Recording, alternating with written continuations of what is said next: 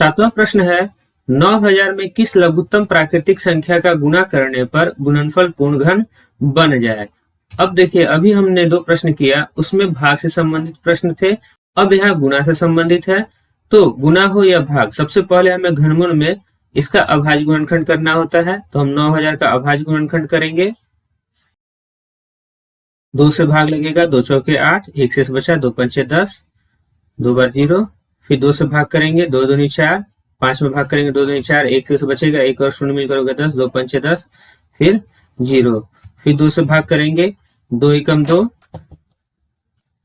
2 एकम 2, फिर 5 में भाग करेंगे, 2 दूनी 4, 1 से बचेगा, 1 और 0 मिलकर होगा 10, 2 पंचे 10।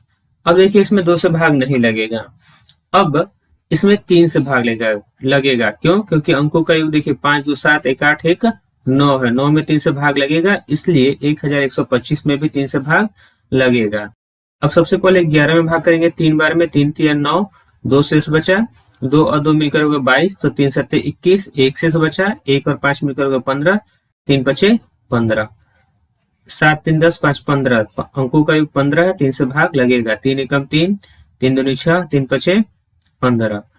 अब देखिए, इसमें 3 से भाग नहीं लगेगा। अब अगली अभाज्य संख्या है 5, 5 इसमें भाग करेंगे, 5 दूनी 10, 5 पचे 25, फिर 25 में भाग करेंगे 5 से, 5 पचे 25, फिर 5 में भाग करेंगे 5 से एक बार में। ठीक है, इस प्रकार 9000 का अभाज्य गुणनखंड हमें 2 गुना 2 गुना 2 गुना 3 गुना 3 गुना 5 गुना 5 गुना 5 के रूप में प्राप्त हुआ। अब घन होने के लिए इसमें 3 3 का समूह होना चाहिए। तो देखिए, जब हम 3 3 का समूह बना रहे हैं, तो यह जो 2 2 है, 2 3 है, इसमें इसका त्रिक नहीं बन रहा है। तो हम लिखेंगे, चूंकि 9000 के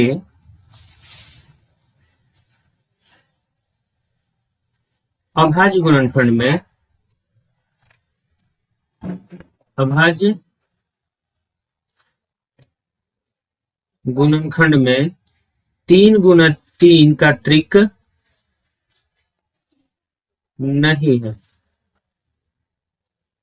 इसलिए 9000 में, अब देखिए, हमें 3 का त्रिक बनाने के लिए इसमें कितना 3 लिखना होगा, तो 2 3 ऑलरेडी है, हमने एक बार 3 लिखेंगे तो यह 3 का त्रिक बन जाएगा। अब हमें यहाँ गुना करना है, तो सिर्फ हमने एक 3 बढ़ाया है, तो हम वही लिखेंगे कि 9000 में 3 से गुना करने पर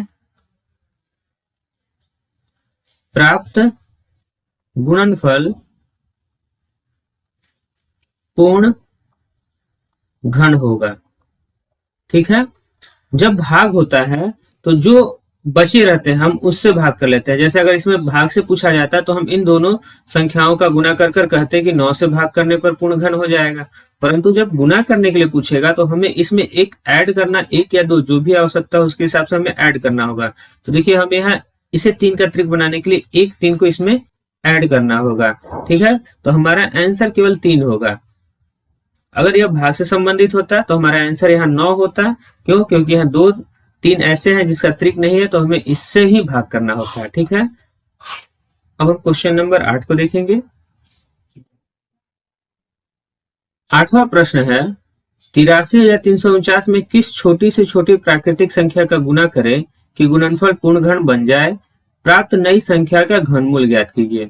और फिर वही प्रश्न, जो संख्या दिया गया है उसमें किस संख्या से गुना करें कि गुणनफल पूर्ण घन बन जाए। तो सबसे पहले हम यह ज्ञात करेंगे कि किस संख्या से गुणा किया जाए, और इसके लिए हमें 83,349 का अभाज्य गुणनखंड करना होगा। इकाई के स्थान पर 9 है, इसलिए इसमें 2 से भाग नहीं लगेगा।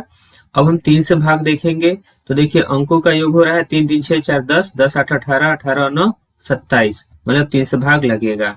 8 में भाग करेंगे 2 बार में, 3 दूनी 6, 2 शेष बचेगा, 2 और 3 मिलकर होगा 23, 3 7 21, 23 में से 21 घटेगा, 2 शेष बचेगा, 2 और 3 मिलकर होगा 23, फिर 3 7 21, फिर 2 शेष बचेगा, 2 और 4 मिलकर होगा 24, 3 8 24, फिर 9 में भाग करेंगे 3 3 9, फिर 3 से भाग करेंगे, 3 9 27, 3 दूनी 6, 1 शेष बचेगा, 1 और 6 मिलकर होगा, 1 और 8 मिलकर होगा 18, 3 6 18, 3 एकम 3। फिर 3 से भाग करेंगे, 3 3 9। देखिए 2 में भाग नहीं लगेगा तो हम यहाँ 0 लिखेंगे, 2 और 6 मिलकर होगा 26, 3 8 24, 2 शेष बचेगा, 2 और 1 मिलकर होगा 21, 3 7 21। फिर से 3 से भाग लगेगा, 3 एकम 3, 0 में भाग करेंगे 0, 3 दूनी 6, 2 शेष बचा, 3 9 27।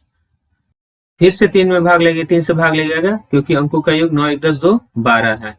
3 3 9, 1 शेष बचा, 3 4 12। फिर 9 में भाग करेंगे, 3 3 9। अब इसमें 3 से भाग नहीं लगेगा। अब 3 के बाद अगली अभाज्य संख्या है 5, इसमें 5 से भी भाग नहीं लगेगा। इसके बाद लगेगा 7 से, क्योंकि यह 7 का घन है।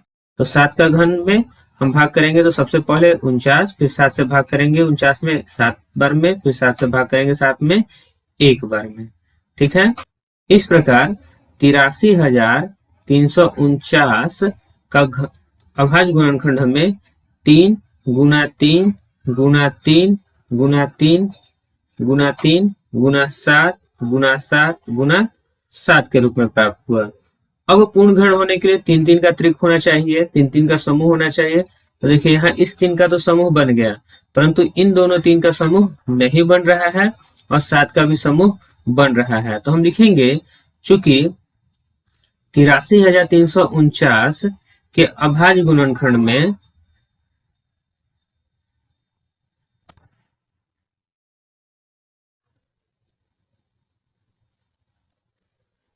3 गुना 3 का त्रिक नहीं है।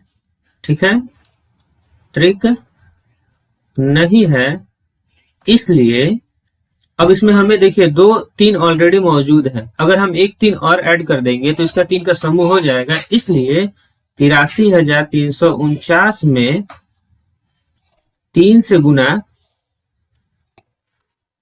करने पर प्राप्त संख्या पूर्ण घन होगा।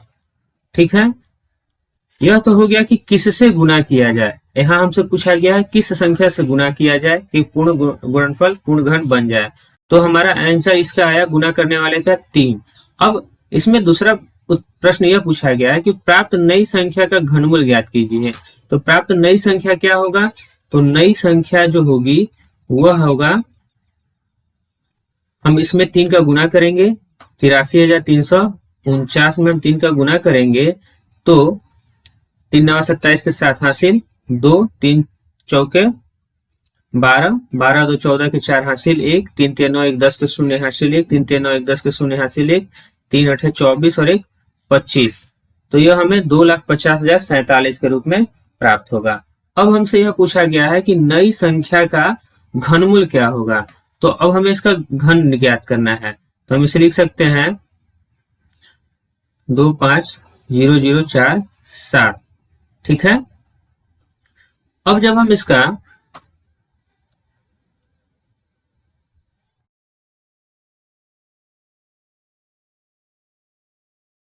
इसका अभाज्य गुणनखंड करेंगे तो देखिए सबसे पहले हमने इसका अभाज्य गुणनखंड किया है, तो वह हमें 3 गुना 3 गुना 3 गुना 3 गुना 3, मतलब 3 5 बार आए थे और एक 3 हमने ऐड किया है तो हम उसे भी लिख लेंगे। ठीक है, उसके बाद 7 3 बार है तो हम उसे भी लिख लेंगे। जब हम इसका अभाज्य गुणनखंड करेंगे तो हमें यह इस रूप में प्राप्त होगा। अब घन हटाने के लिए, घनमूल हटाने के लिए हम यहाँ 3 3 का समूह बनाएंगे और यह हो जाएगा 3 गुना 7। अब जब इसका गुना करेंगे तो 3 3 9 9 7 63। इस प्रकार हमारा जो आंसर होगा वह 63 होगा। नई संख्या का घनमूल 63 होगा।